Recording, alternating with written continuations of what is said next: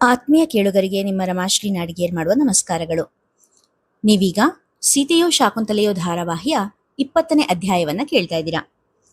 ಕತೆ ಪ್ರಾರಂಭ ಮಾಡೋದಕ್ಕೂ ಮೊದಲು ಯಾರ್ಯಾರು ಇನ್ನು ನಮ್ಮ ಚಾನಲ್ನ ಸಬ್ಸ್ಕ್ರೈಬ್ ಮಾಡ್ಕೊಂಡಿಲ್ಲ ಅವರೆಲ್ಲ ದಯವಿಟ್ಟು ಚಾನಲ್ನ ಸಬ್ಸ್ಕ್ರೈಬ್ ಮಾಡ್ಕೊಳ್ಳಿ, ಕಥೆಯನ್ನ ಲೈಕ್ ಮಾಡಿ, ಶೇರ್ ಮಾಡಿ, ಪ್ರೋತ್ಸಾಹಿಸಿ. ಈಗ ಕಥೆಯ ಮುಂದಿನ ಭಾಗಕ್ಕೆ ಹೋಗೋಣ. ದಿನ ತನ್ನ ಹಿಂದೆ ಹಿಂದೆ ಸುತ್ತುತ್ತಿದ್ದ ಹುಡುಗ ಒಂದೆರಡು ದಿನ ಕಾಣದೇ ಹೋದಾಗ ಸ್ವಾತಿಯ ಮನ ತಲ್ಲಣಿಸಿತು. ದಿನವೂ ಬೆಳಿಗ್ಗೆ ಸಂಜೆ ಕಾಲೇಜ್ ಗೇಟ್ ಬಳಿ ಕಾಣುತ್ತಿದ್ದ ಹುಡುಗ ಕಾಣದೇ ಹೋದಾಗ ಏನೋ ಕಳೆದುಕೊಂಡ ಭಾವ. ಸ್ವಾತಿಯ ಕಣ್ಣುಗಳು ಅವನಿಗಾಗಿ ಅತ್ತಿತ್ತ ಹುಡುಕುತ್ತಾ ಇರುವುದನ್ನು ಕಂಡು ಸಂಜೆಯ ಮನ ಅರಳಿತ್ತು. ಅಯ್ಯೋ ಹೌದಲ್ಲೋ ಗೆಳೆಯ, ಇಷ್ಟು ದಿನ ಆದರೂ ಅವಳು ನನ್ನನ್ನು ಗಮನಿಸೇ ಇಲ್ಲ ಅನ್ಕೊಂಡಿದ್ದೆ. ನೀನ್ ಹೇಳದೇ ಇದ್ದಿದ್ರೆ ನನಗೆ ಅವಳು ಚಡಪಡಿಕೆ ಗೊತ್ತಾಗ್ತಾನೆ ಇರಲಿಲ್ಲ. ಸಂಜಯನಿಗೆ ಸ್ವಾತಿಯ ಕಣ್ಣುಗಳು ತನಗಾಗಿ ಅಲೆದಾಡುವುದನ್ನು ಕಂಡು ಖುಷಿಯಾಗಿತ್ತು. 4ನೇ ದಿನ ಅವಳು ಆಚೆ ಈಚೆ ನೋಡುತ್ತಾ ಇರುವಾಗ ಅವಳ ಕಣ್ಣ ಮುಂದೆ ಧುತ್ತೆಂದು ಪ್ರತ್ಯಕ್ಷವಾಗಿದ್ದ. ನನ್ನನ್ನು ಹುಡುಕ್ತಾ ಇದ್ದೀರಾ?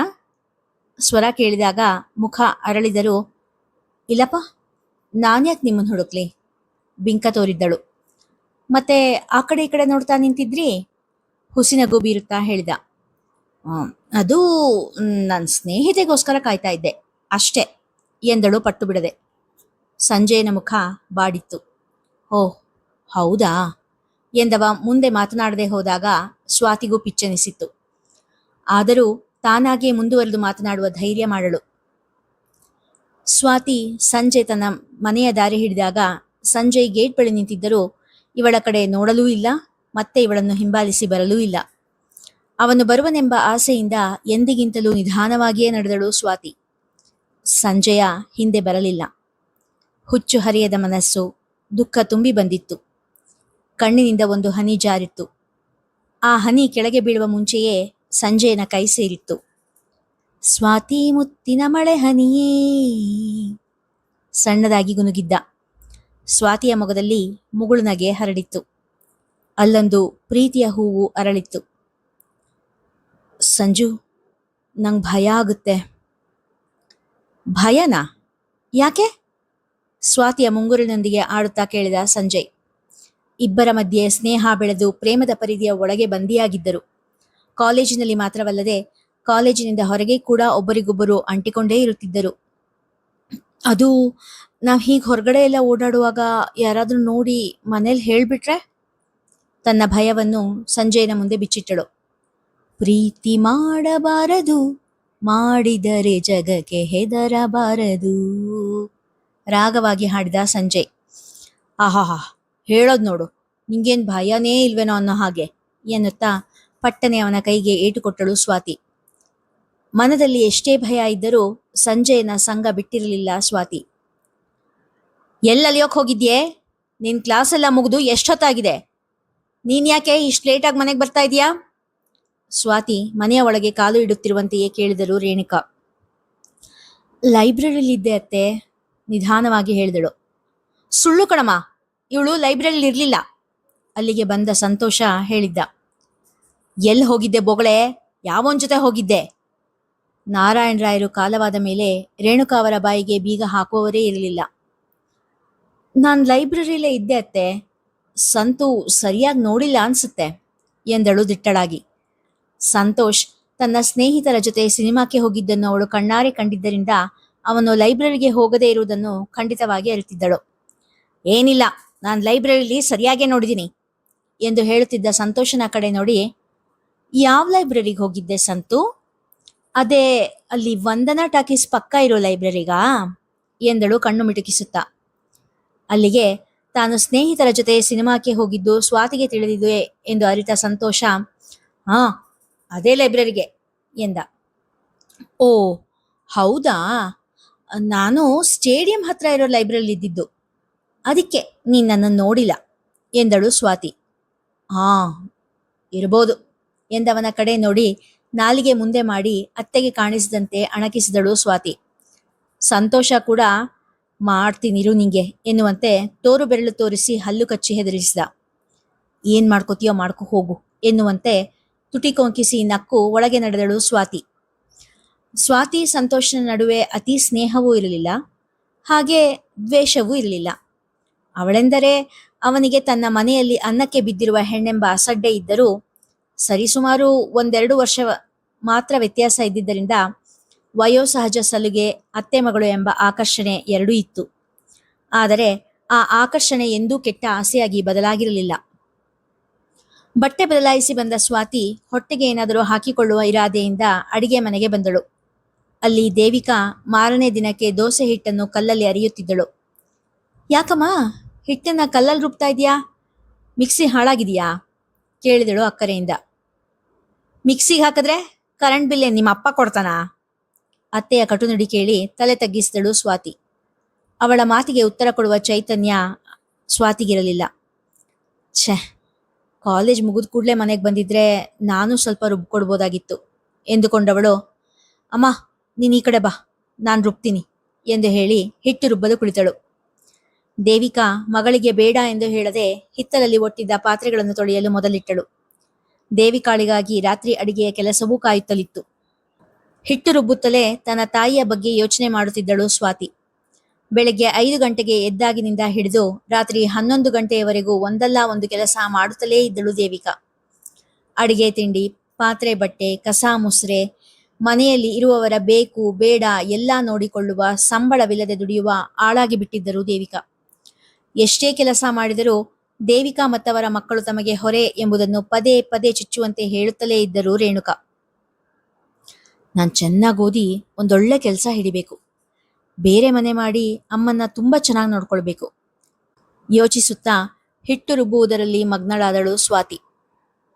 ಸುದೀಪ ಮೊದಲಿನಿಂದಲೂ ಓದುವುದರಲ್ಲಿ ಜಾಣ.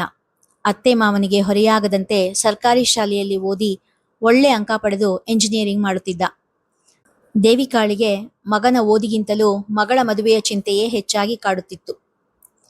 ಇತ್ತ ಸಂಜಯನ ಮನೆಯಲ್ಲಿ ಸಂಜಯನ ಡಿಗ್ರಿ ಮುಗಿಯುವ ಹೊತ್ತಿಗೆ ಅವನ ತಂದೆಯ ಆಯಸ್ಸು ಕೂಡ ಮುಗಿದಿತ್ತು.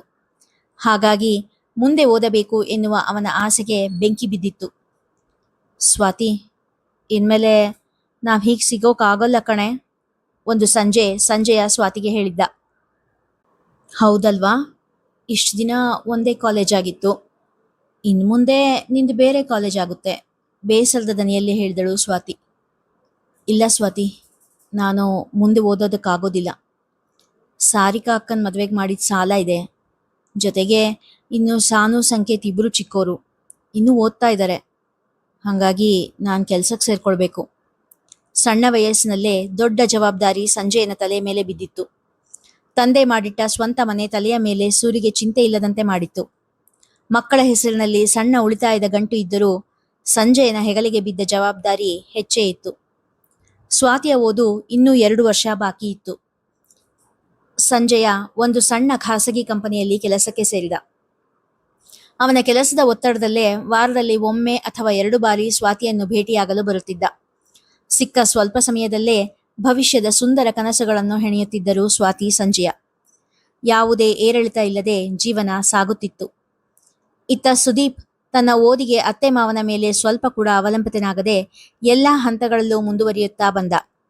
ಸ್ವಾತಿ ಓದಿನಲ್ಲಿ ತೀರಾ ಜಾಣೆಯೂ ಅಲ್ಲದೆ ಯಾವುದೇ ತರಗತಿಯಲ್ಲಿ ನಪಾಸೂ ಆಗದೆ ಡಿಗ್ರಿ ಮುಗಿಸಿದಳು. ಡಿಗ್ರಿ ಮುಗಿದ ಮೇಲೆ ಒಂದು ದಿನ ಎಲ್ಲರೂ ಒಟ್ಟಿಗೆ ಕುಳಿತು ಊಟ ಮಾಡುವಾಗ, ದೇವಿಕಾ, ಹೇಗಿದ್ರೂ ಸ್ವಾತಿ ಓದ್ ಮುಗೀತಲ್ಲ, ಮುಂದೆ ಏನು ಯೋಚನೆ ಮಾಡಿದೀಯಾ ಎಂದು ತನ್ನ ಮಕ್ಕಳ ಭವಿಷ್ಯದ ಬಗ್ಗೆ ಒಂದಿಷ್ಟೂ ಕೂಡ ಚಿಂತೆ ಮಾಡದ ಅಣ್ಣ ಅವಿನಾಶ ಈ ಪ್ರಶ್ನೆ ಕೇಳಿದಾಗ ಅಚ್ಚರಿಗೊಂಡಳು ದೇವಿಕಾ. ಏನೋ ಅಣ್ಣ, ಅವಳ ನಿರ್ಧಾರಕ್ಕೆ ಬಿಟ್ಟಿದ್ದೀನಿ. ಮುಂದೆ ಓದ್ತೀನಿ ಅಂದರೆ ಓದ್ಲಿ, ಇಲ್ಲ ಅಂದರೆ ಕೆಲಸ ಹುಡುಕ್ಲಿ ಎಂದಳು ದೇವಿಕಾ. ಓದೋದಾದ್ರೆ ಓದ್ಲಿ ಬಿಡು, ಆದರೆ ಕೆಲಸಕ್ಕೆಲ್ಲ ಹೋಗೋದು ಬೇಡ. ನಮ್ಮನೆ ಹೆಣ್ಮಕ್ಳು ಹೊರಗಡೆ ಕೆಲಸಕ್ಕೆ ಹೋಗಿ ದುಡಿಯೋದು ನಂಗೇನಷ್ಟು ಇಷ್ಟ ಇಲ್ಲ.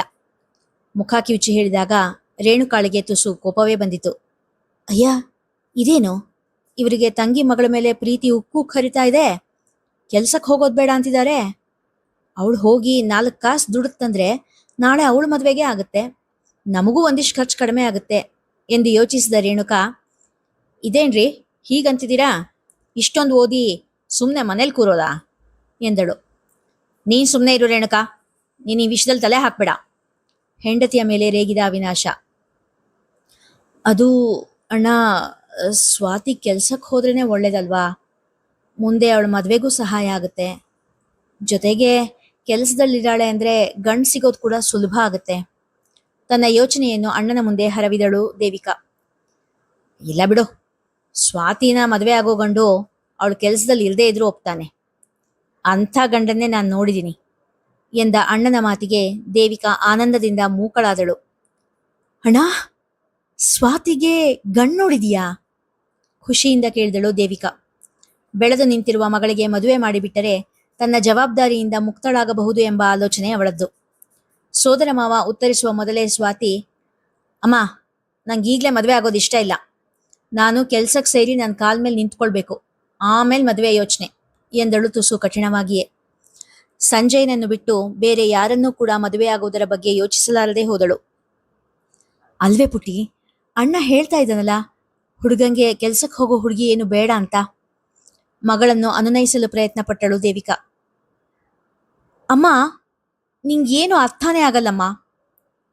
ಈಗ ನಾನು ಕೆಲ್ಸಕ್ಕೆ ಸೇರೋದು ಬಿಟ್ಟು ಮದುವೆ ಆಗಿ ಆಮೇಲೆ ಅವನ ಜೊತೆ ಹೊಂದಾಣಿಕೆ ಆಗದೆ ಅವನನ್ನು ಬಿಟ್ಟು ಬರೋ ಹಾಗಾದ್ರೆ ನಾನು ಕೂಡ ನಿನ್ ಥರ ಇನ್ನೊಬ್ರ ಹಂಗಲ್ಲೇ ಬದುಕಲಾ ಎಂದು ಹೇಳಿ ಊಟ ಬಿಟ್ಟು ಎದ್ದು ಹೊರಟು ಹೋದಳು. ಮಗಳ ಮಾತು ಕೇಳಿ ಆಘಾತದಿಂದ ಊಟ ಬಡಿಸುತ್ತಿದ್ದ ದೇವಿಕಾ ಕೈಲಿದ್ದ ಸೌಟನ್ನು ನೆಲಕ್ಕೆ ಬೀಳಿಸಿದಳು. ಮಗಳು ತನ್ನ ಬಾಳನ್ನು ಹಂಗಿಸಿದ ಹಾಗೆನಿಸಿತು. ಅಷ್ಟು ಚಿಕ್ಕ ಹುಡುಗಿ ತನ್ನನ್ನು ಇನ್ನೊಬ್ಬರ ಹಂಗಿನಲ್ಲಿ ಬಾಳುತ್ತಿರುವೆ ಎಂದು ಬೊಟ್ಟು ಮಾಡಿ ತೋರಿಸಿದಾಗ ದುಃಖ ಉಕ್ಕಿ ಬಂದಿತು. ಇಲ್ಲಿಗೆ ಇಂದಿನ ಸಂಚಿಕೆ ಮುಗಿಯಿತು. ಮುಂದಿನ ಕಥೆ ಮುಂದಿನ ಸಂಚಿಕೆಯಲ್ಲಿ. ಕಥೆ ಇಷ್ಟವಾಗಿದ್ದರೆ ಹೆಚ್ಚು ಜನರಿಗೆ ಶೇರ್ ಮಾಡಿ, ಕಥೆಯನ್ನು ಲೈಕ್ ಮಾಡಿ, ಹಾಗೆ ಕಾಮೆಂಟ್ ಸೆಕ್ಷನ್ನಲ್ಲಿ ನಿಮ್ಮ ಅಭಿಪ್ರಾಯ ತಿಳಿಸಿ ಪ್ರೋತ್ಸಾಹಿಸಿ. ಧನ್ಯವಾದಗಳು.